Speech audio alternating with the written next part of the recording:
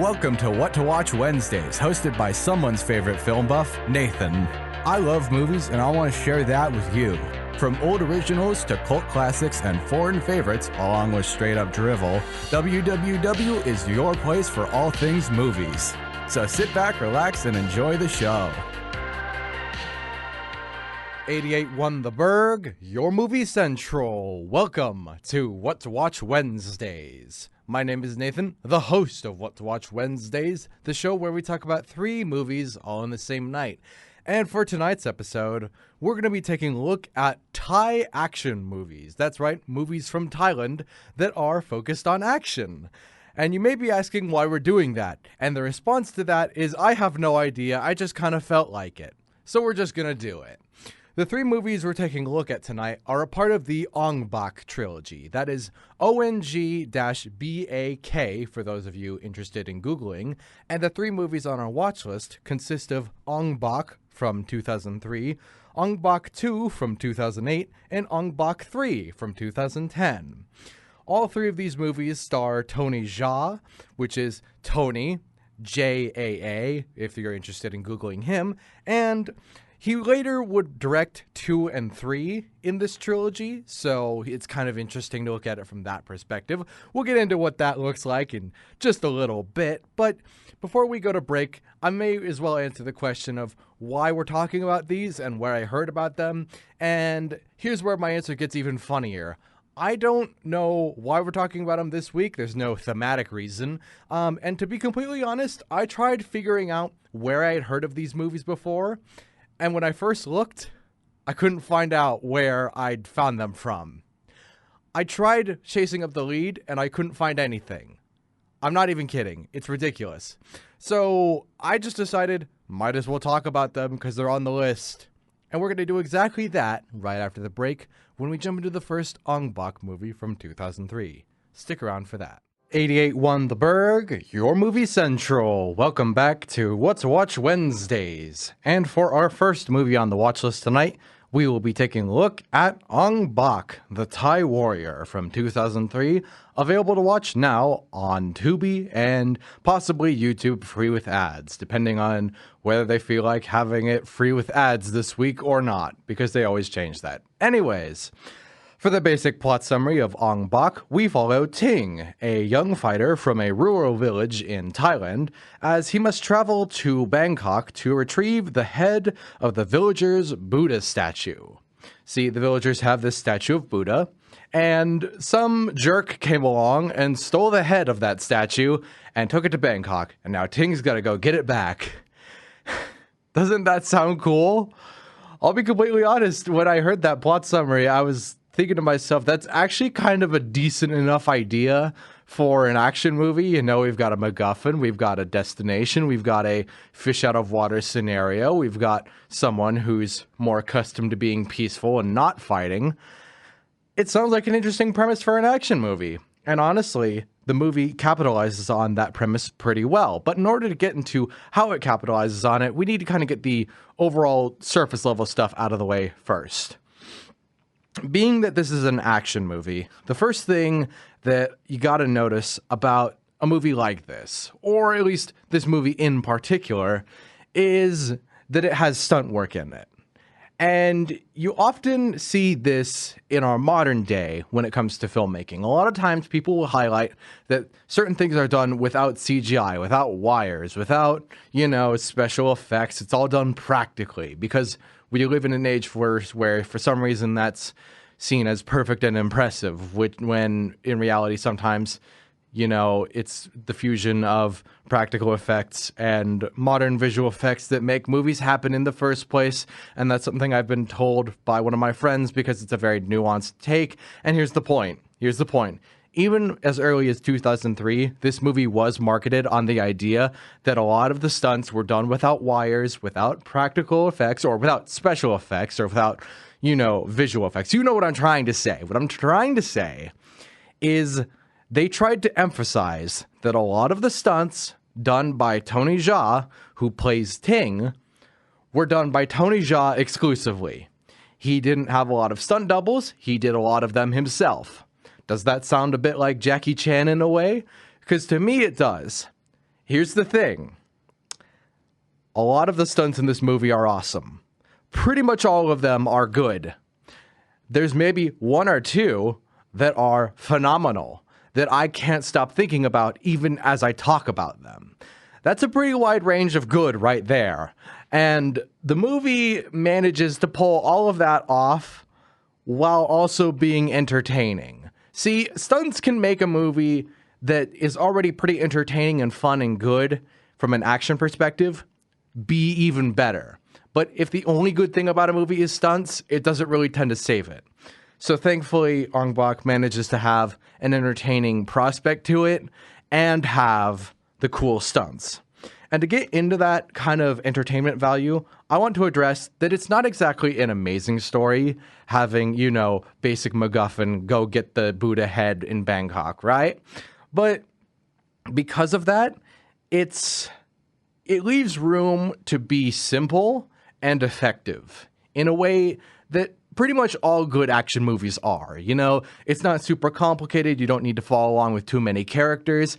And Ong-Bak has the unique kind of strength that most of the other characters involved in this relatively simple plot are really fun to hate.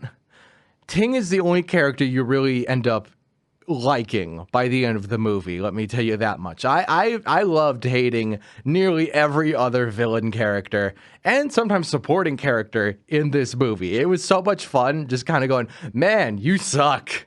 That's really funny. You just suck, don't you? Okay, cool. I'm gonna watch Ting beat you up now, and that's gonna be really satisfying and cathartic to see.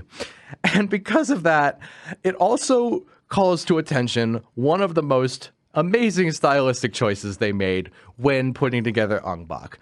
This is something that I thought was a mistake at first, but as I watched the movie further, I realized, no, they did this very intentionally, and I find it really funny that they did it this way. So, throughout the course of this movie, there are a lot of moments where Ting will beat somebody up pretty badly, and he'll land a finishing blow, right?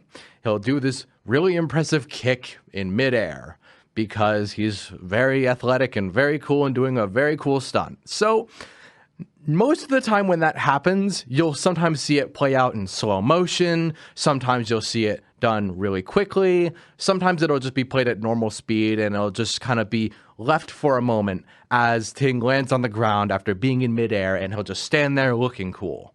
This movie does something completely different, and it decides, hey, let's replay him kicking that guy in the face 3 times and then have him land on the ground.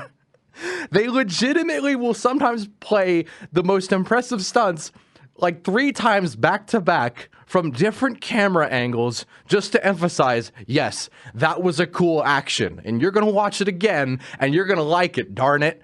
And you know what? I liked it. After a while, darn it. I really appreciated it when they kept doing it. It didn't stop being funny, I'll admit it. And it kind of emphasized how impressive the stunts were. If they were able to get it from multiple angles, well, that right there means it's a very versatile and well choreographed stunt. If they're able to get it from multiple angles, it's just really cool. I think some of the things that I'm saying here may sound still a bit surface level. So here's something I'm going to do to kind of tie in all of the things I've said up to this point about Ong-Bak. Surprisingly, one of the things that I'd say makes Ong-Bak stand out to me personally is that it has made me realize what I enjoy about action movies. I've been asked before what I enjoy about action movies by maybe some regular listeners of mine, and I haven't had a perfect answer for that question. Surprisingly, when watching Ong-Bak, I completely understood exactly what I enjoy about action movies subconsciously. A lot of the times, a good action movie is built around stunt work. And stunt work, no matter how faked it is, or no matter how often it relies on stunt doubles, no matter how often it may not be entirely real, is impressive to watch in a movie. A good stunt is difficult to do, requires a lot of athleticism, and can prove beyond a shadow of a doubt that the human body can do some really amazing things under pressure when it's trained and honed to perfection. you may say right then and there that that explanation applies to sports. You watch football because these athletes have been training for years to get to this point where they're extremely built up in their muscles and able to do some incredible things. And my response to that is, yes, that's very true. People watch sports for that reason. I'm sure some people do. Some people watch it for fun and for the entertainment value, but there are some people who likely will watch it and appreciate the athleticism that goes into them. And that right there is exactly what I like about action movies. I get that exact same experience watching Ong-Bak that I would from watching a Seahawks game or something like that, okay? That is the big clarification that needs to be made. My personal sport is just watching action movies because I think they're cool and I think the athleticism that goes into them is very impressive. And because of that, it enhances my own entertainment value of the movie, of the story I'm watching, no matter how shallow and simple it is. And that's not to say that the story is entirely shallow. One of the fun things about Ong-Bak in particular is that Ting does not outright attack people. He is pretty overpowered and he's very strong, but he doesn't use his powers for evil. Keep in mind that he is from a rural village and he is going to get a Buddha head. So in a way, he's raised by monks who aren't exactly all in on being super violent all the time. So more often than not, he's acting in self-defense rather than outright kicking people because they're standing there. They provoke him and then he kicks them in the head. And because of that, it's very interesting to see it from that perspective. It's not as brutal or as violent as a lot of other action movies. There's not as much death associated with it. There's still death, of course, but he's not outright killing a lot of people. He's just kind of beating them up. It's kind of like Batman if he was a Buddhist, in a way, if you think about it. But, you know, interesting comparison. I'd say that the ending loses a bit of steam, and it may not be a perfectly put together movie, but it is very fun, and I really enjoyed it. And it was the movie that made me realize what I actually really enjoyed about action movies. So because of that, I'd give it a strong recommendation. To go back to me mentioning the story being just a bit shallow, though, we're going to save that until after we get back from the break when we jump into Ong-Bak 2, so stick around for that. 88 won the Burg, your movie central. Welcome back to What to Watch Wednesdays. And for our second movie on the watch list tonight, we will be taking a look at Ong-Bak 2, The Beginning, from 2008, available to watch now on Tubi. For the basic plot summary of Ong-Bak 2, we go back to the 15th century where we follow Tien, the son of a royal who seeks revenge against the corrupt royals who killed his parents. So to my knowledge, what's essentially happening is that there's some corrupt royals in the 15th century Thailand, and the corrupt royals end up killing some other royals who happen to be Tien's parents. And yeah, that's the plot summary. I think. I'm pretty sure that's the plot summary. If I'm being completely honest, and you know how honest I can be, I don't know what the plot summary of Ong-Bak 2 is. I'm struggling to describe it, to be completely honest, because this movie doesn't do a very good job of explaining its plot. You know, it's really hard to tell what the plot of a movie is when you start about halfway through an introductory sequence of events, as in you start off with young Tien being taken away from his parents who are dead now and just running away, and then it just shows him being young and then being picked up by some random people and taken somewhere else, and then a bunch of other stuff happens, and then we flash forward to him being an old Tony Jaa, and then he goes through a bunch of other adventures, and then halfway through the movie, they start throwing in actual flashbacks that explain what the plot was leading up to that opening sequence. You know, it gets really hard to follow a plot when that's the structure of the movie. I'm sure you can imagine that it gets really difficult to follow. I can't even get into too much more detail than that. Otherwise, I'll go crazy talking about the flashbacks, and we haven't even scratched the surface of this movie. Okay, so if you couldn't tell already from just how I've described that much so far, this movie is incompetently made. That sounds pretty harsh. Let me back up and say, this movie, to my knowledge, was directed by Tony Jaa. It stars Tony Jaa. Tony Jaa was in the first Ong-Bak, who played Ting, and now he's, I believe, even writing the movie, directing the movie, starring in the movie, and he's a character from 15th century Thailand who is also able to do Muay Thai. Because keep in mind, the main martial art in the first Ong-Bak was Muay Thai. Keep in mind, the movie is already so good that I didn't even need to mention that it was about Muay Thai. So this movie has him doing Muay Thai. Okay, so in the 15th century. So is this a prequel? Probably not. The original Ong-Bak was set in 2003, I think. I'm not even sure what year it's set in. But I know that it wasn't the 15th century in the first movie, and I know that it's the 15th century in the second movie. So there's a pretty big disconnect in the storyline between the two movies. Okay. I have to rein myself in because I'm about to go crazy explaining this, and I have to get to the point. Okay, so what's the point? This movie's incompetently made, and yet it's not really all that boring. That's kind of the issue with it. I wouldn't say it's so bad that it's boring. I also wouldn't say it's so bad it's good either.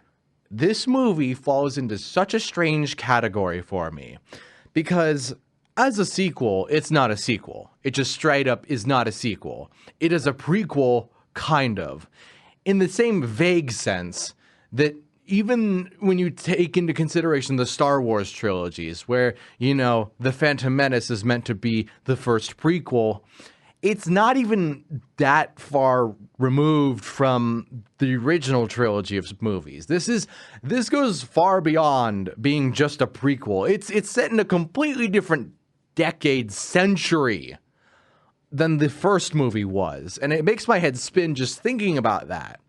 And on top of that, the movie is infinitely worse than the original movie in nearly every technical aspect I can think of right off the top of my head. We're talking music, we're talking cinematography-wise, we're talking editing-wise, we don't even have the funny moments where they just show the same action happening over and over again. No, instead of that, what we get is the movie clearly being filmed all in slow motion. And by that, I mean it's all filmed in slow motion. It's all meant to be in slow motion. It's just that not every shot is in slow motion. So what that means is, how do I explain this to people who don't understand film stuff? Okay. So imagine you film everything at a really high speed, right? So essentially, you're basically filming everything so that you can slow it down in the editing process and make it look slow motion, right? Okay. You're basically filming everything so that it's able to be used in slow motion. Everything is slowed down to begin with. But then, in the editing process, you speed up every other video clip so that it's not in slow motion and it looks like a normal speed for a movie, right? Not everything is in slow motion. Just a vast majority of it is in slow motion. So everything that's not slow motion looks really weird because it's meant to be slow motion. It's so difficult to describe without like frame rates, and I don't even have the time to explain the frame rate math here. Let's just put it this way. It looks wrong and it looks bad and they overuse slow motion. Does that get the point across? I think it does. It looks wrong, it looks bad, and it all overuses slow motion. On top of that, we have really atrocious CGI to go on top of that really wrong-looking appearance that's meant to be slow motion, but not everything's slow motion, but they overuse the slow motion anyways. It's so much stuff that I'm struggling to fully comprehend even now, having seen it recently enough, but not so long ago that my brain has not recovered from the shock of just seeing something so incompetently made. I can't even begin to describe how bad the CGI is. I'm not even that good at CGI, and I think it looks bad. So if you've got me wondering how bad your CGI is, maybe you just don't have good CGI. Now, I need to get to my final 2 points before I blow a gasket. So let's just address this part. Ong-Bak 2, if you couldn't tell, feels very out of place in comparison to the first movie. It is essentially a prequel, but not really. And when it comes to how it handles its character, the character Tien is super overpowered all the time and does not wait for people to attack him first. He just outright attacks people. It's really sad to see because the first movie was hinging so heavily on Ting being the one to respond rather than attack. But in spite of everything I've just said, I admire Ong-Bak 2 in the weirdest way possible. I admire it for how bad it truly is, for how incompetently made it is. I find it almost inspiring to watch an action movie that is so fundamentally flawed. I can learn something from it and realize what you're not supposed to do when it comes to action movies. Because action movies are so simple, they're really hard to get wrong. When you do get one that gets nearly everything wrong, it actually becomes almost an artifact. It becomes something that you look at and never forget. And because of that, I'd say, just on the sheer basis of if you got nothing better to do, I would actually recommend watching Ong-Bak 2. If you're interested in watching action movies and making them someday, you might get something entertaining out of this movie. I know I did, kind of. I'm not so sure I did, but I'm going to say I kind of did, just in case I sleep on it tonight and realize, yeah, I did. So with all that being said, keep in mind we got one more movie left, which is Ong-Bak 3. So when we come back from the break, we'll jump into that. Stick around.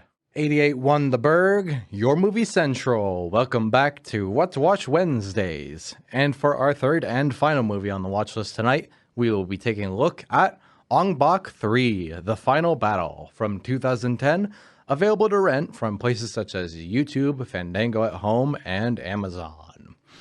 For the basic plot summary of Ong-Bak 3, we follow Tien from Ong-Bak 2 as he is now imprisoned, and he must break free and take revenge on a guy who acts like a crow. You know the bird, a crow? Yeah, that. So that's the plot summary of Ong-Bak 3. Thank you all for listening into What to Watch Wednesday. What? I wish I was making that up. But everything I just said was entirely true. That's the plot summary of Ong-Bak 3. It's about Tien who must fight a man who acts like a crow. I call him the Crow Man because I'm not very creative, and that's the only thing I can use to properly explain it. I can't even over-exaggerate this. He has an army of crows that just fly around and he controls them with dark magic. And I call him the Crow Man because of that. You know, it's just kind of easy when he controls a bunch of crows. What? You may be asking where this came from in comparison to Ong-Bak 2, and here's the response I'm going to give you. I don't really know where it came from. All I know is that the Crow Man did make an appearance in the last 10 minutes of Ong-Bak 2, and he ended up giving Tien a really hard time during the last 10 minutes of Ong-Bak 2, and then he becomes the villain in Ong-Bak 3. And all amount of narrative cohesion has been thrown out the window and stepped on repeatedly. I cannot keep track of anything that's going on anymore, mostly because these movies are not good at explaining their plots at all. I can't be bothered to figure it out, and I don't think they knew either.